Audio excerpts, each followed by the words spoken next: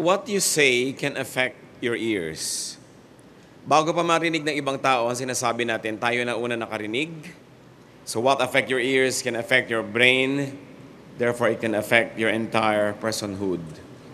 Kaya pinag-iingat po tayo ng Biblia sa mga sinasabi natin because what we say has a very powerful way of becoming true. What we say has a powerful way of becoming believed by us. Kaya kung yung mga sinasabi natin, kahit hindi natin paniniwalaan sa simula, nagsisimula nating mapaniwalaan.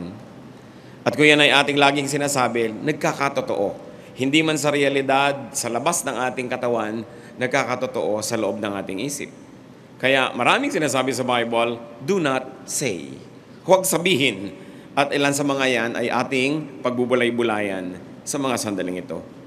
Ama namin, salamat sapagkat kayo ay nagtuturo sa amin na mag-ingat. Ayaw niyo kami, Panginoon, na mapahamak. Ayaw niyo na maapektuhan ang aming isip na maraming lason. Tinuturoan niyo kami kung anong mga marapat na sabihin at hindi. At sa sandaling ito, kami, Panginoon, ay nagpapaturo sa inyo. Kayo po ang maging tagapangaral at nawa kayo po ang siyang maging kaaliwan ng aming puso, lakas ng aming katawan, karunungan ng aming isip. Mangusap kayong may kapangyarihan at maging blessing ang paglapit namin sa inyo. We ask for blessings, O God. Bless us with your words. Bless us with your wisdom. Protect us from all lies and falsehood. We ask you, Father, to be our teacher. In the name of your Son, our Lord Jesus, we pray.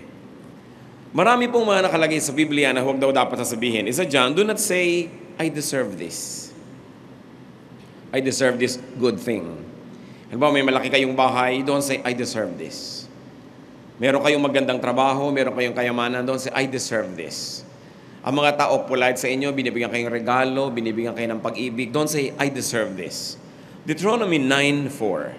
After the Lord your God has driven them out before you, do not say to yourself, the Lord has brought me here to take possession of this land because of my righteousness.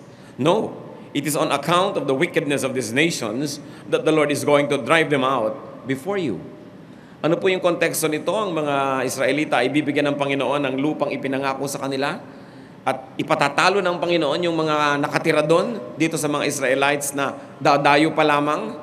At sabi, kung sakasakaling dumating ang panahon na naging inyo na ang lupain, huwag niyong masasabi-sabing, deserve niyo yon. Matuwid kasi tayo, maka-Diyos kasi tayo, kaya nabigay ito sa atin. Sabi, hindi. Pinapalayas ko yung mga nakatira dyan, hindi dahil mabait kayo, kundi dahil lang mas masama sila. So nakikita po natin na hindi lang dahil binibigyan ng lupa yung mga Israelites is because they were deserving, but because the people who were on that piece of property displeased God all the more than the Israelites. Sabi, huwag niyong sasabihin yan.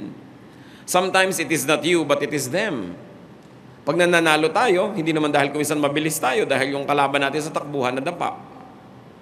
Nag-top ka sa exam, hindi dahil ikaw pinakamatalino, dahil yung mga ibang kakompetensya mo, mental blackout pala. O kaya absent sila.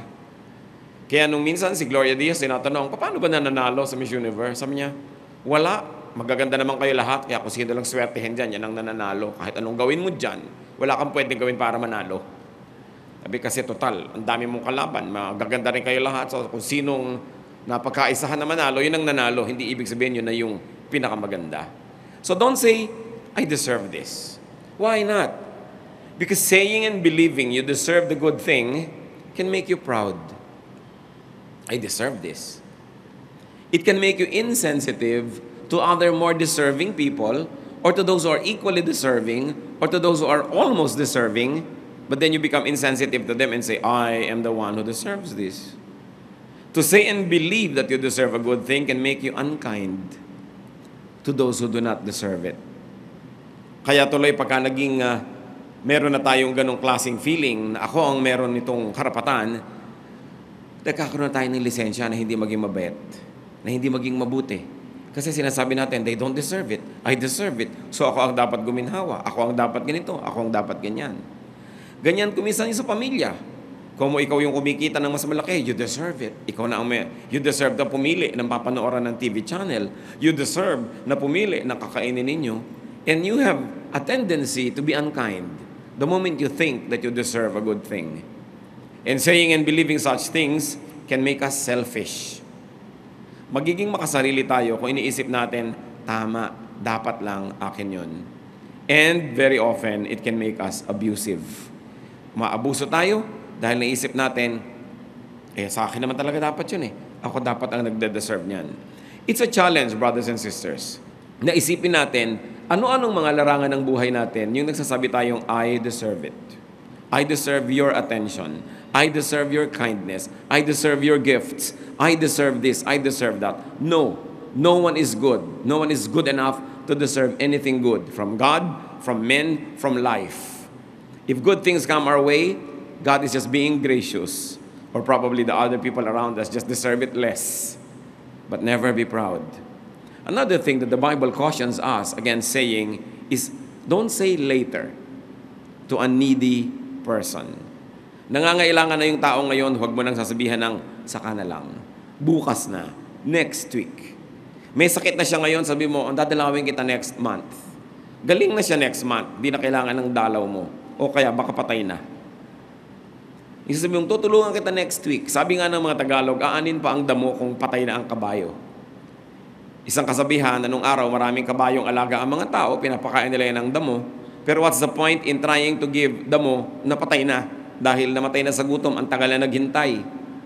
Huwag mong sinasabing later kung meron ka ng magagawang mabuti. Proverbs 3:28, do not say to your neighbor, come back later. I'll give it tomorrow when you now have it with you. Huwag nang tinatagalan pa. Lalong-lalo kung pasweldo sa mga maliliit na tao.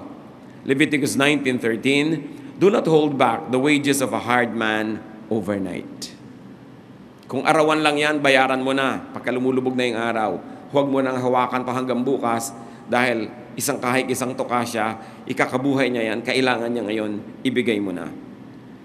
Kaya ang mga mangungutang, ang mga tumatanggap, dapat padaliin natin sa mga nagbibigay sa atin na maging mabuti. Kumisan tayo rin ang nagtuturo sa kanila na maging maramot, na maging mapagpahirap. Kasi merong pagka-umutang, pautang naman ng 20,000. Kasi mo, teka lang ha. Pumasok ka sa kwarto, dala-dala mo yung 20,000. Ano na, 30 nga pa lang kailangan ko. Dadamihan na. O kaya bukas nandun na naman, pautang naman ng 20,000. May mga tao kasi, pag binibigyan mo sila ng mabuti at hindi mo tinutuos, hindi mo ipinapahalata na hirap ka rin sa pagbibigay, hindi ka na dumadaing. Akala nila ang dali, ang ginagawa nila, binabaliwala yung binibigay mo. Madali naman sa kanya yan eh. Sabi, huy, bayaran mo na yung utang mo sa kapatid mo. Malaki naman ang kita niya eh. Diba? Ang dali-dali naman sa kanyang kitain, yung konting perang mahalaga sa akin. Kaya pag sinabi mo na, o kailangan mo, o sige, teka, kukunin ko lang. Ba't di ko ba nalakihan ang sinabi ko? Magsisisi pa. Tapos babaliwalain niya yun. Ang dali-dali naman sa'yo yan eh. Baliwala naman sa'yo yung binibigay mo sa akin. Mayaman ka naman, malaki naman ang kita mo. Yan po ang problema sa mga tao na binibigyan mo na hindi mo ipinapakita na nasasaktan ka habang nagbibigay ka. Akala nila gano'n lang kadali. Binabaliwala tuloy. Mamaya obligasyon mo na. Kaya tuloy yung iba nadadala. Nandito yung hipag mo, umuutang ng 10,000. So ano sasabihin mo? Bumalik ka next week, mag-iipon ako, gagawa akong paraan. Kahit nandito na yung 10. Paano pag inilabas mo agad? Abusado na. Akala niya gano'n na lang kadali yun, hindi na niya babayaran yun. At hindi na niya appreciate yan kasi ang dali naman pala, marami ka pa siguro dyan. Ang liit naman ang pinahiram mo sa akin. You know, these people who are borrowers, who are recipients, who are not good at heart, make other people who are good, bad. Tayo rin ang nagtuturo sa mabuting puso na sumama. Tayo ang nagtuturo sa mga palambigay na maging maramot din kung hindi mo binibigyan ng halaga ang ibinibigay sa iyo. Pero ang mahalaga na itinuturo dito, kung ikaw yung may kapangyarihan na magbigay, do not delay. And especially payment or reciprocation or appreciation, do not delay. Why not? Because delaying will make you insensitive. Delaying can desensitize you. Pag hindi ka nakikinig agad ngayon sa pangangailangan ng kapwa, nasasanay ka na nakakarinig ng mga iyak, mga daing na hindi mo binibigyan agad. At kahit sa simula, may intensyon ka magbigay bukas, next week, sa dalas mong marinig na hindi ka pa umaaksyon, mamaya wala nang talab. And you become insensitive. And you get dehumanized. So don't say later to a needy person. Another thing that the Bible says is, do not say, I will take revenge. Gaganti rin ako. sa'yo. Ayaw na ayaw ng Panginoon na sinasabi natin yan, gagantihan kita. Maramot ka sa akin, magdadamot din ako sa'yo. Nalimutan mo ang birthday ko, kakalimutan ko rin ang birthday mo. Ayaw mo akong batiin, di rin kita babatiin. Proverbs 20:22, do not say, I'll pay you back for this wrong. Wait for the Lord, and He will deliver you. Yung nagbabalak ka ng masama laban sa iyong kapwa, sa tingin mo nagawan ka na hindi maganda, ang ibabalik mo hindi rin maganda, God is our judge. Romans 12:19, beloved, never avenge yourselves, but leave room for the wrath of God. For it is written, vengeance is mine, I will repay, says the Lord. Huwag kang mag-iisip na magbalik ng masama sa masama. At kung minsan hindi nga masama, akala mo lang pala masama. Ang interpretation mo, ang reading mo, ginagawan ka ng masama. So gagawa ka na rin ng masama. Mali pala yung reading mo. Pagka ka pala sinukat sa timbangan ng Diyos, ikaw lang yung gumawa ng masama, yung ginagantihan mo, hindi. Akala mo lang gumagawa sa'yo ng masama.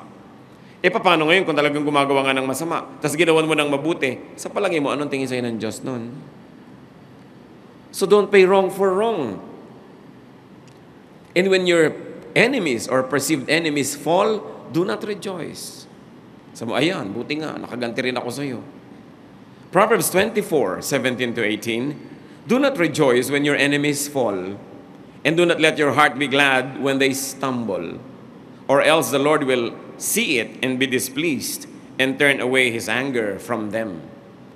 Pagka yung mga kalaban mo nagkakaroon ng mga hirap sa buhay, kinatutuwa mo, maaaring mawala ang galit sa kanila ng Diyos at sa iyong mga baling. Yung meron ka mga kalaban na kamag-anak, mga mahal mo sa buhay na kainisan mo, tapos bigla silang nasunugan, ay buti nga. Nagkasakit, ay buti nga, nagkasakit ka, ayan. Nakikita ng Diyos ang lahat ng ating iniisip. At pag lagi natin ginawa yung ganyang pagsasalita, nagiging habit. Ang habit nagiging character.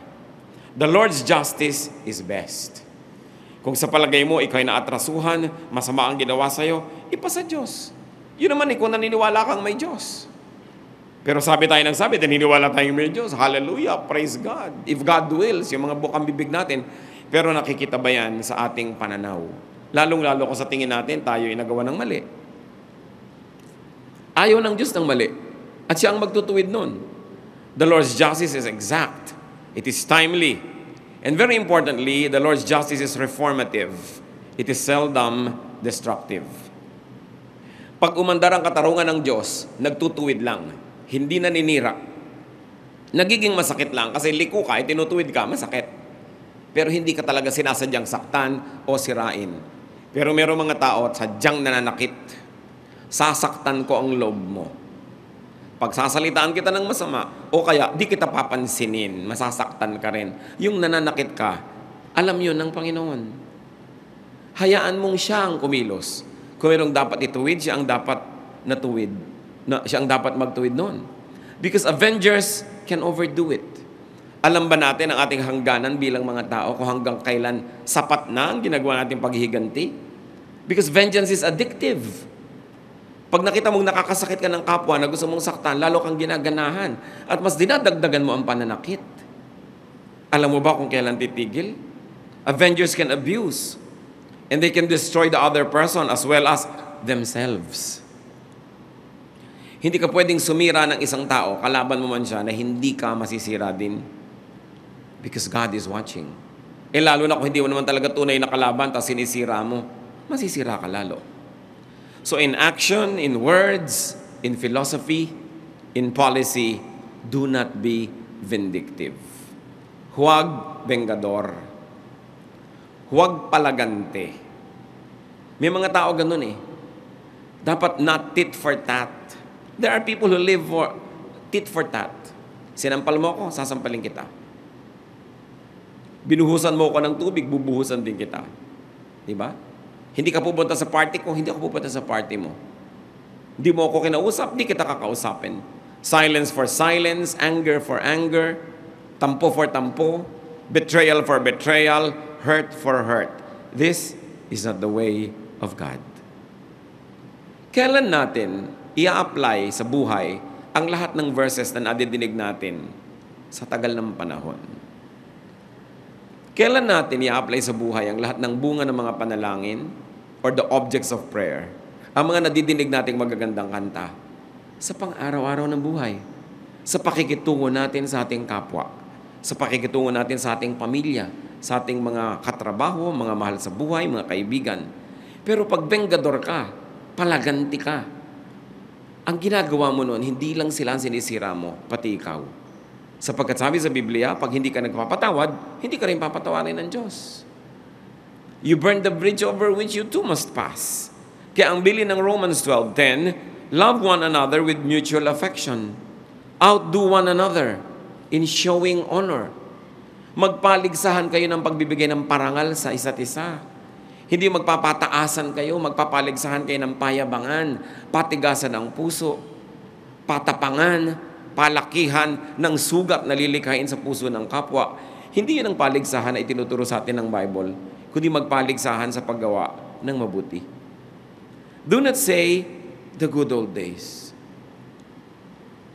Ecclesiastes 7:10, do not say, why were the old days better than these? For it is not wise to ask such questions. Hindi lang pala sa panahon natin tayo nagre-reminisce sa mga good old days, the good old days. Mabuti pa nung araw, mura ang gasolina. Mabuti pa nung araw, mura ang ganito, mura ang ganon. Panahon pa ni Solomon, 1,000 taon na, meron na rin ganong tendency ang mga tao na pag-isipan, mabuti pa nung araw, mabuti pa nung araw. Sabi, huwag nga kayong ganyan, sabi ni Solomon, hindi mabuti, hindi katinuan na itanong ang ganyang mga tanong. Why? Because you would be blind to today's blessings. And if you became blind to today's blessings, you would be unhappy. Katulad ng sabi ni Percy Bysshe Shelley, we look before and after and pine for what is not. Wala kang tinignan kundi yung nangyari na o yung mangyayari pa lang at ang hinahanap mo yung wala.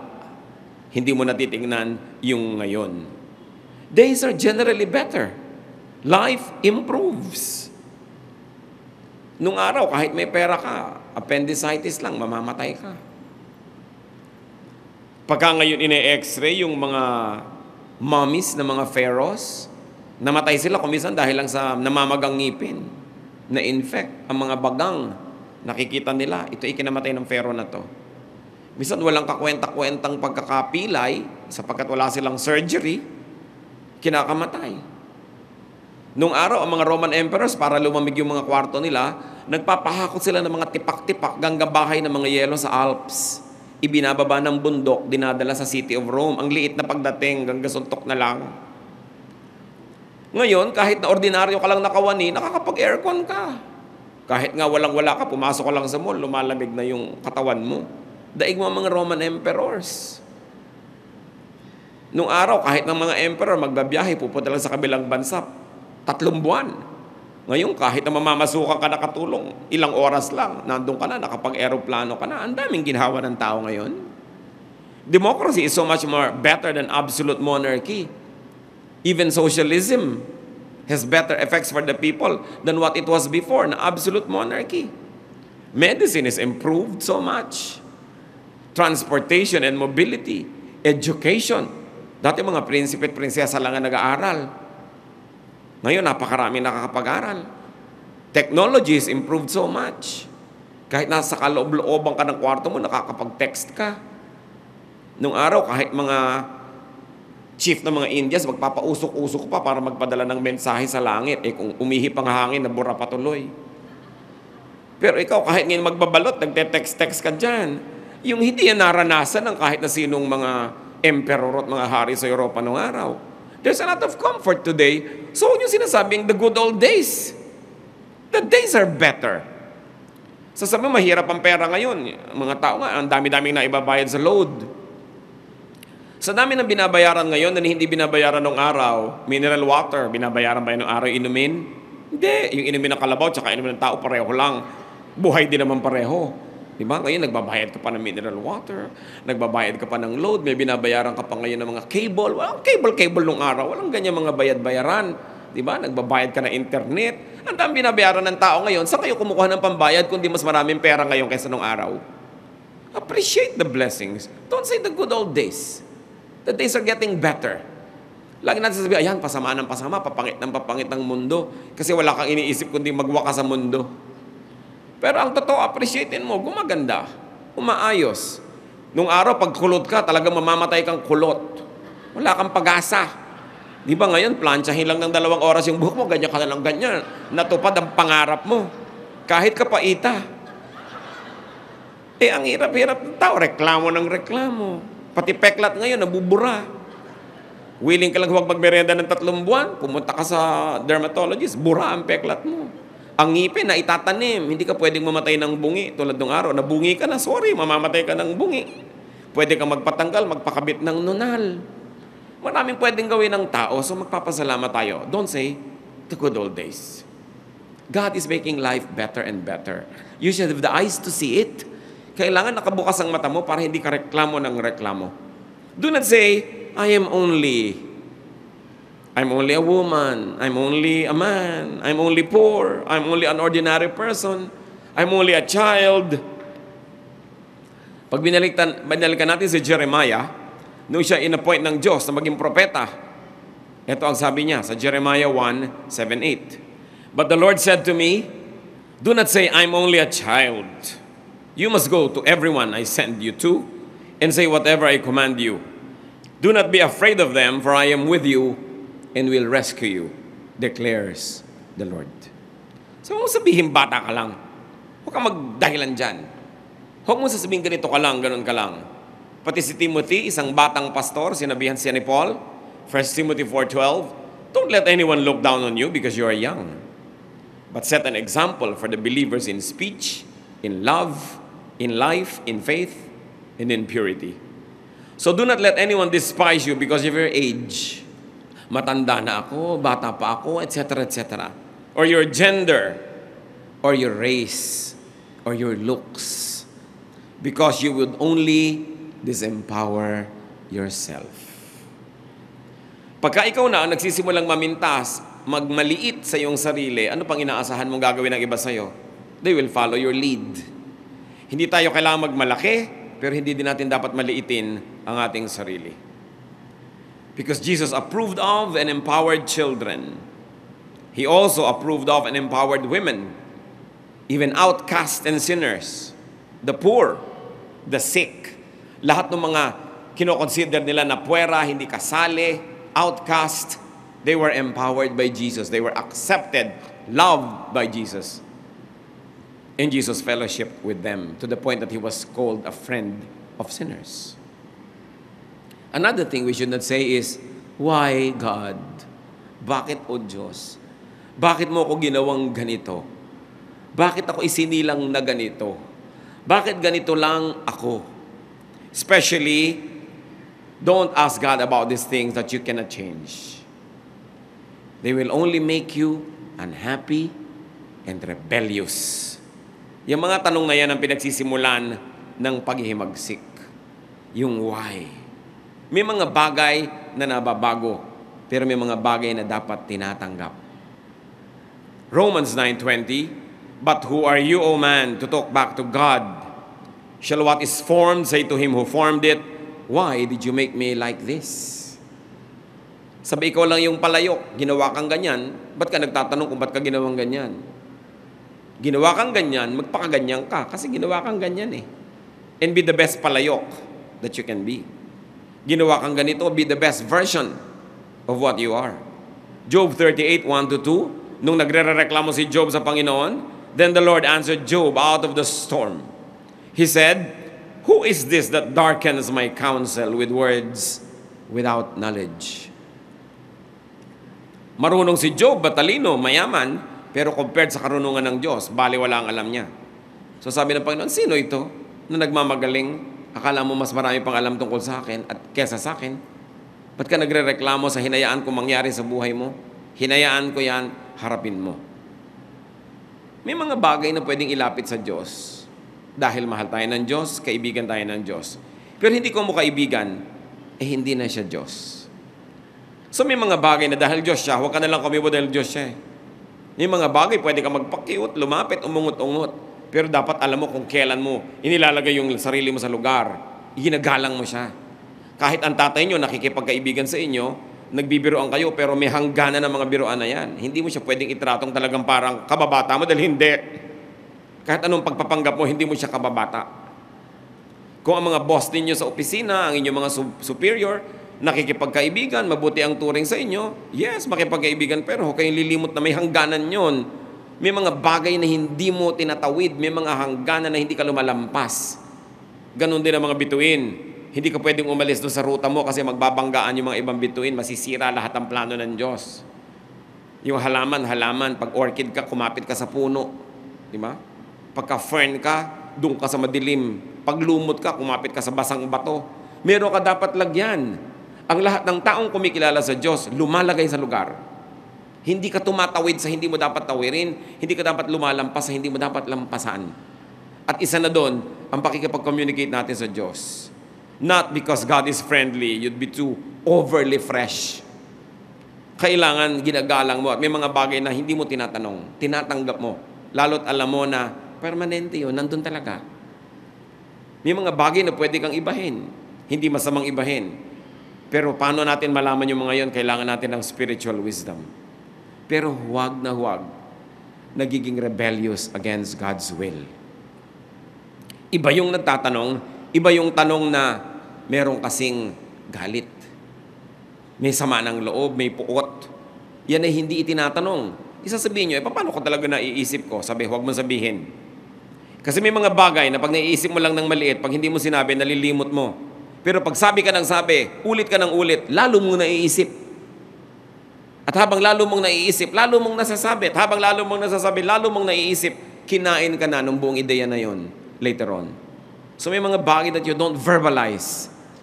Because a thought dies when you don't pay it attention. But the moment you verbalize it, you give it honor, you give it dignity, you give it space in the scheme of things.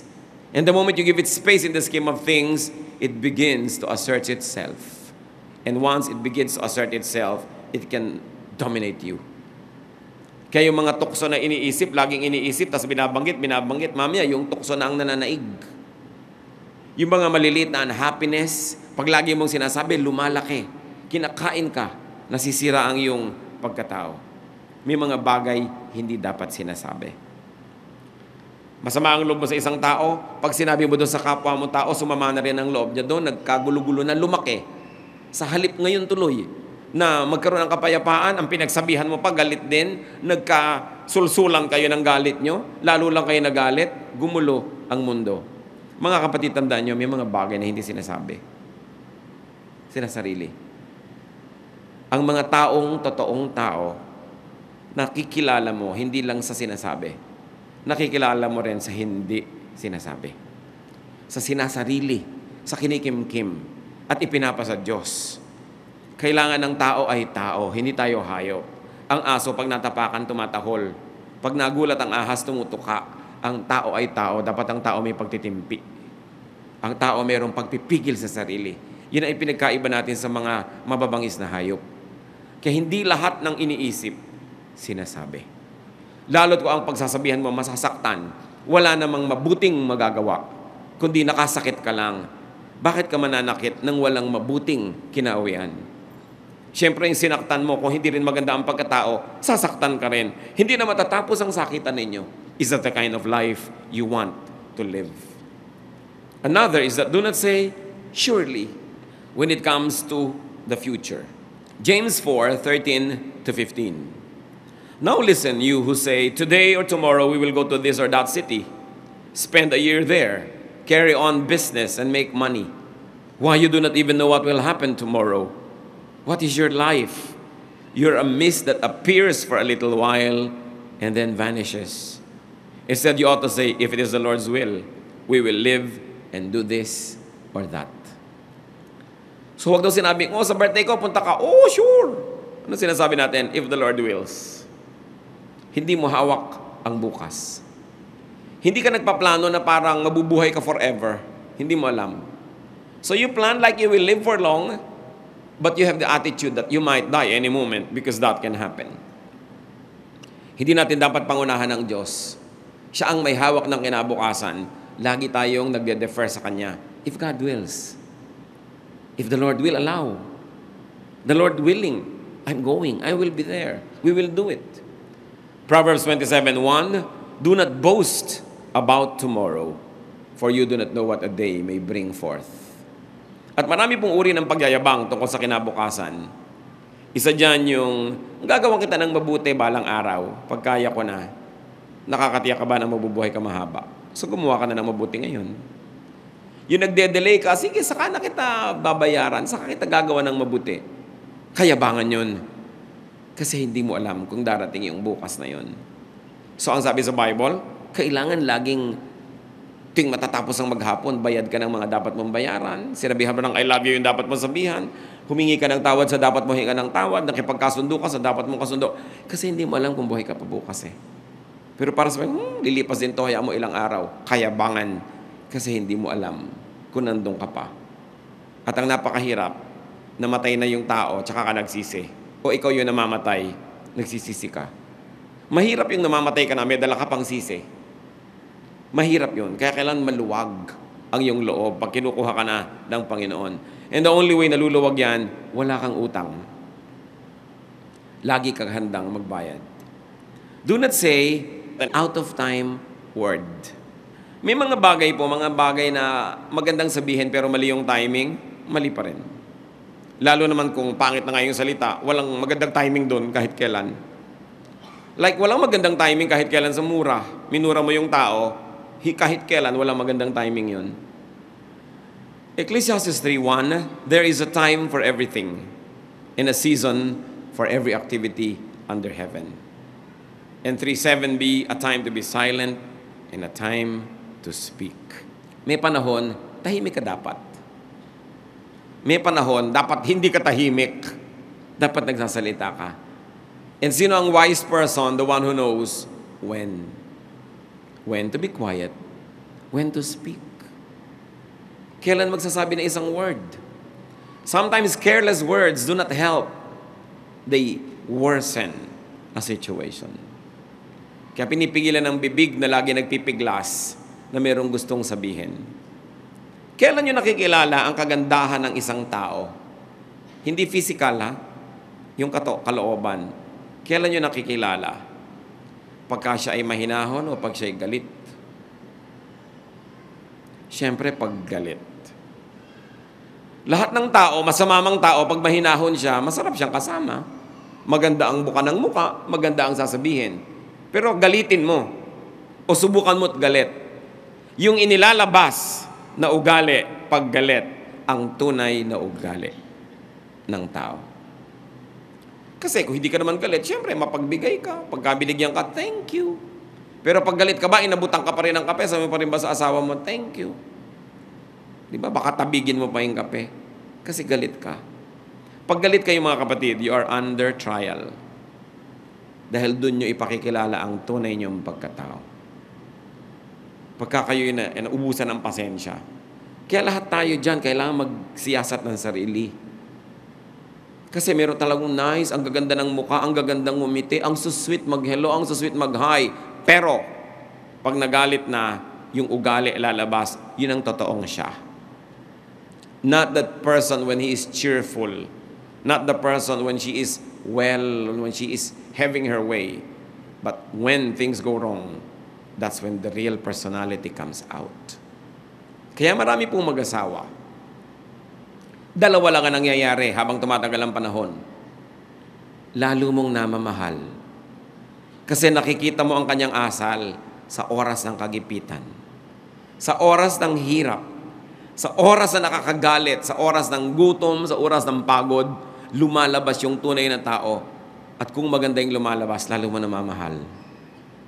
Pero tuwing nagkakaroon ng hirap, gutom, pagod, ang pangit ng lumalabas na ugali, unti-unting natutungkab yung pag-ibig mo sa kanya. Kung patong-patong na brick siya na matibay, unti-unting nababawasan, nayayanig, hanggang mamaya gigising ka na lang isang araw, hindi mo na pala mahal. Kaya may mga mag-asawa naghihiwalay. Sa naipon na nakitang kapangitan ng ugali. Wala nang maapuhap, wala nang makapang mabutit maganda na panghahawakan para manatili pa. Mas nananaig yung mga nasaktan ka, na inis ka, na offend ka, kesa sa ikaw ay na-cherish, na mahal, na nourish. Kaya may mga naghiwalay. Akala nyo automatic yan, mag-asawa na kayo, forever kayo na, magkaibigan kayo, kayo na talaga? No. Kasi nagkakakitaan kayo ng ugali. At doon sa mga panahon na yun, ang lakas ng withdrawal. Pag gumagawa ka ng mabuti, may deposit. Pero gumagawa ka ng masama, may withdrawal. Anong natitira? May balance ba? O wala? Ang maganda niyan, mga kapatid, tayo yung mga tao na merong karapatan at merong kakayanan na kontrolin ang ating ugali. Kasi hindi tayo hayop.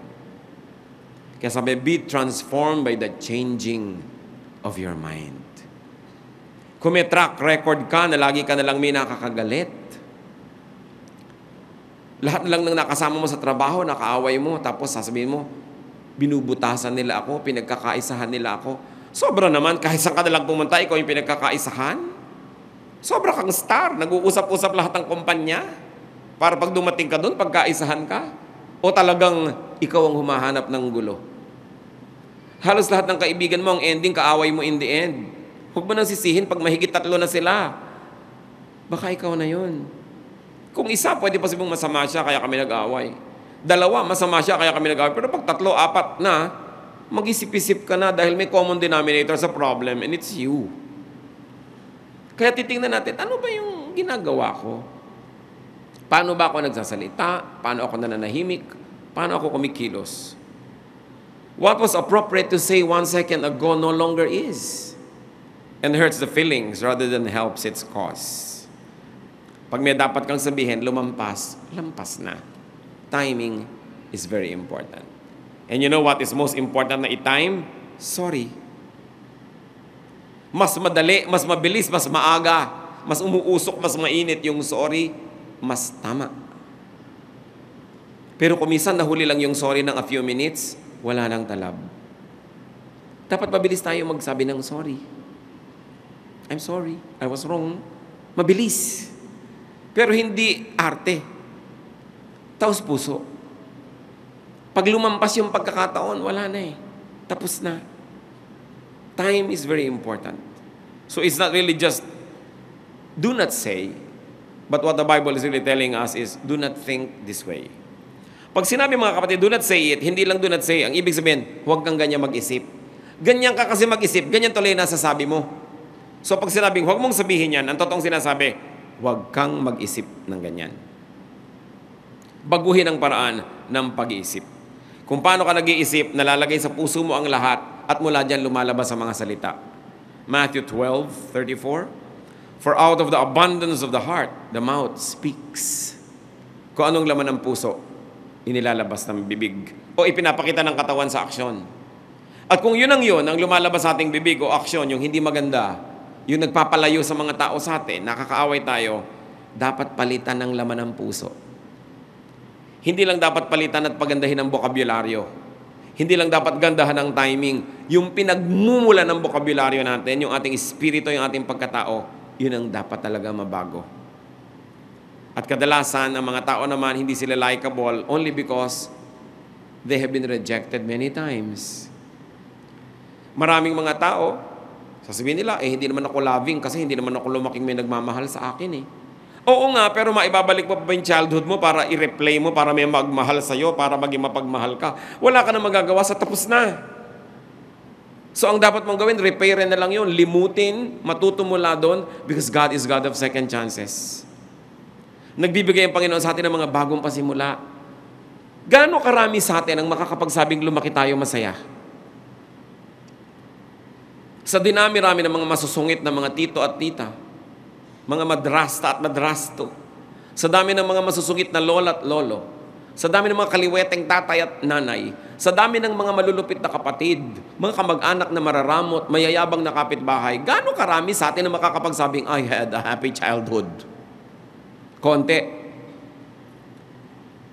Pero kung papayagan natin ng mga kapatid na buong buhay natin, maapektuhan tayo ng mga deprivations ng childhood natin, therefore, you will remain deprived. Therefore, every turn and twist and chapter of your life, you're going to reprise. You're going to repeat the bitterness of your childhood. So what is important is to be free from that, to have a new beginning. Whoever is in Christ is a new creation. The old is gone, the new has come. New life comes, a new heart. And God said, I'm going to take away from them their heart of stone, and I'm going to give them a heart of flesh. Mga kapatid, kung meron sa atin na damage ng isang sad experience, marami yan. Nung bata ka, nung teenager ka, nung early adulthood mo, or very recently, don't let that damage keep damaging you by allowing it to make you bitter or unkind. Huwag mong hayaan na maging bato ang puso mo dahil lang nasaktan ka minsan. Kasi marami pang pagkakataon para sumaya. Pero kung magpapatali ka sa mga nakaraan, ikaw na ang may kasalanan kung ba't nagpapaulit-ulit yan. By the power of Jesus, we can have a brand new life, a brand new attitude, a brand new way of looking at things. We cannot forever hide behind the excuse that we were deprived. I was raped. I was abused. I was this, I was that. Hindi ko minamaliit yung masasakit na mga karanasan na yan. Nandun na ako. Pero masakit nga eh. Kaya dapat isara. Dapat limutin. Dapat palitan na maganda. Para yung nawala sa'yo noon, dumating naman sa'yo ngayon. Pero pag hinayaan mo yan na magpaulit-ulit ng epekto sa'yo, and it makes you cynical or unkind or stone-hearted, you will now be the cause of your sorrows. Meron lang nagpasimula nun, pero ikaw na ang nagpapatuloy. Ang isang pinakamalaking kalayaan ng tao, makalaya siya sa nakaraan. Pag more than 10 ka na, 20, 30, 40, 50, imposible na spotless ang nakaraan mo. Marami na yung sugat. Marami na yung latay. Marami na sakit, hirap at dusa. Sa dami nga na yon, dapat ka makinabang ngayon. It must make you better, not bitter. Nadaya ka once, twice, ayaw mo na magtiwala uli. So buong buhay mo, wala ka nang pagtitiwalaan. Kung balak mo pang sumaya, dapat ka matuto magtiwala muli. Hindi mo dapat sisingilin yung iba sa kasalanan ng iba sa'yo. Sinaktan ka ni Juan, babayaran ni Pedro. Ganun ang nangyayari kung minsan eh, may mga babae, dati nilang boyfriend, minahal nila, hindi sila minahal. Nagkaroon ng second boyfriend, hindi na nila minamahal. So ito ngayon si second na nagbayad sa kasalanan ni first. Tapos gantihan ng gantihan, lahat ng tao ngayon nasasaktan. Careful. Because we must change what is in our hearts. Yung laman ng puso mo, yun ang lalabas sa iyong bibig. Yun ang iaarte ng iyong katawan. Yun ang i-express ng iyong mukha. So watch the heart. So careful with words. Because words have a powerful way of becoming true. And words have a powerful way of suggesting to us our line of action. Napapabuti tayo, napapasama sa mga sinasabi natin. Matthew 15:11, what goes into a man's mouth does not make him unclean, but what comes out of his mouth, that is what makes him unclean. Aming Diyos, kami po ay nagpapasuri kung anong ginagawa namin sa aming mga salita. May mga pinagsasasabi ba kaming hindi dapat? At kung ito man ay nangyayari, saan nagmumula ito? Anong mga problema ng puso namin ang pinagmumulan ng ganito mga asal? Siyasatin mo kami, Panginoon. Mapagkunwari ba ang aming mga salita? Ano mga itinatago namin? Bakit? Masakit ba? Mapagmataas? O kaya nagmamaliit sa sarili? Ano ang pinagmumula ng mga diwa kung ba't kami nagsasabi ng mga sinasabi namin? Bakit may mga masusungit, may mga matataray? Bakit may sobra namang mapanglait sa sarili? Bakit may mayayabang? Ba't may iilap? Lahat kami, Panginoon, alam mo, biktima ng marami mga hirap sa buhay. At ang aming dalangin, kumilos kayo para makalaya kami na sa aming bibig, sa aming salita, hindi lang yung salita ang mapansin, yung pinagmumulan nito na puso at kung anong laman nito. Magbulay-bulay tayo mga kapatid sa ilang saglit. Kung ano ang kahulugan sa atin ng mga mensaheng ito. At habang lahat ay nakatungo, nais ko pong manalangin, mga kapatid. Kung sino man sa atin ngayon, ang alam nyo, may mga nakaraan, may nangyari sa nakaraan na masakit, mahirap. At patuloy itong umaapekto sa inyo. Umaapekto sa inyong pakikitungo sa inyong kapwa, sa inyong pagpapahalaga sa sarili, sa pagtingin sa hinaharap. If you have been hurt, you were damaged, if you had been neglected, inapi, kinalimutan, at hanggang ngayon, alam nyo, may epekto ito sa inyong ugali, sa inyong ginagawa, sa inyong kaligayahan. Nais ko kayo panalangin. While heads are bowed and eyes closed, I want you to stand. I'm going to pray. The Spirit of God will release you as you'll let the power of Jesus cleanse your past. Praise God for you who stand and say, Lord, may mga karanasan ako nung araw na hanggang ngayon, multo pa sa buhay ko. Hanggang ngayon, nagpapahirap sa akin. Hanggang ngayon, umaapekto pa sa ugali ko. Hanggang ngayon, nagiging dahilan ng aking mga takot, mga hirap. It's not an accident that you're here today. It's a date with God who wants to set you free. Just stand and pray silently. Kayong mga tumayo na, purihin ang Diyos sa inyong paglapit sa Kanya. Lahat ng lumalapit sa Panginoon, hindi niya kahit kailan tatalikuran o kakalimutan. Silently, ask God to heal your heart. And silently also forgive people. Kung sino man ang mga pinagkakasamaan nyo pa ng loob, may malalalim kayong mga hinanakit, galit, patawarin nyo na ngayon para kayo makalaya. May the power of God be in your hearts so that you may be powerful to forgive. Lord, empower your people to forgive. Thank you for the spirit of humility that people stand and admit that they need you. That there's a wound that has to be healed. Na mayroong dapat gamutin. Makipagniig kayo sa Diyos, mga kapatid, ng ilang saglit. Humingi ng tawad sa mga kasalanan na nagawa dahil dito sa mga hinanakit at galit na ito sa kapwa.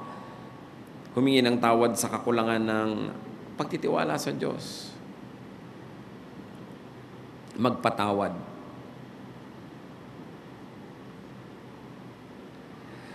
Panginoon, sa pagtayo na yung mga anak na ito, kinikilala ang isang katotohanan na kayo'y nanggagamot. At tumatayo ang mga anak mo para magpagamot sa inyo. Higit sa amin, kayong nakakaalam ng lahat ng pinagdaanan naming lahat. Lahat ng mga hirap, mga sakit. Lahat ng naranasan namin, Lord, na pananakit ng kapwa, pang-aapi, pagtataksil, rejection, deserting us, O Lord, in times of needs. Iba't ibang kwento, pero isa lang ang storya na may mga taong gumawa ng hindi dapat gawin o kaya hindi gumawa ng dapat nilang gawin sa amin. At dahil diyan, nasaktan ng kalooban na yung mga anak, nagkaroon ng mga malalalim na sugat. Panginoon, sa pangalan ng Panginoong Jesus na yung anak, sa kapangyarihan ng dugo ni Jesus, sa kapangyarihan ng iyong Espiritu, we declare restoration unto your people. Restore your people, O God. Pagalingin niyo po ang mga sugat, isaran niyo ang mga nakabukang mga sugat na ito. Paghilumin, hawakan niyo na yung mapagpalang kamay at bigyan niyo ng kagalingan. Bigyan niyo ng kapangyarihan ng mga anak niyo magpatawad sa mga taong iniisip nilang nagkamali sa kanila. At palayain mo sila, Panginoon, sa mga pagkakadala, sa hirap, sa kawalan na ngayon ng tiwala sa kapwa. Palayain niyo at ang sa ganun magkaroon ng mga bagong pananaw, bagong pag-asa. At sa tulong niyo at sa karunungan na ibibigay niyo, turuan niyo yung mga anak, Panginoon, kung sino ang mga marapat pagtiwalaan. At ganun din kung sino ang patuloy na dapat pag-ingatan. Nawa, Panginoon, sa pagkilos niyo, ang mga anak mo magkaroon ng mga bagong pag-asa, bagong pananaw, bagong bokabularyo, bagong paraan ng pakikitungo sa kapwa. Bunutin mo ang mga ugat, Panginoon, ang mga hinanakit, puot, galit. Take away all the bitterness in your people's hearts.